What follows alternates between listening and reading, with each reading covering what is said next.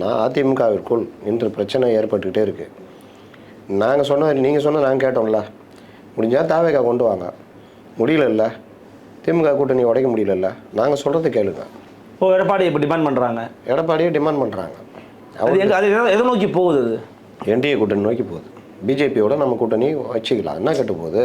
Okay, நம்ம ஜெயிக்கணுங்க. உங்கள் பேச்சை கேட்டுட்டு நான் இப்படியே இருந்தால் ஓபிஎஸ் உள்ளே கொண்டு வரணும், மற்றவங்க உள்ளே கொண்டு வரலாம், டிடிவியோட கூட்டணி வச்சுக்கலாம், பிஜேபியோட கூட்டணி வைப்போம். அண்ணாமலை இருக்கார்ல, இருக்கட்டும். அண்ணாமலையே பேசிக்கிட்டோம். அவங்க அண்ணாமலை ஆதரிச்சு பேசுவார்.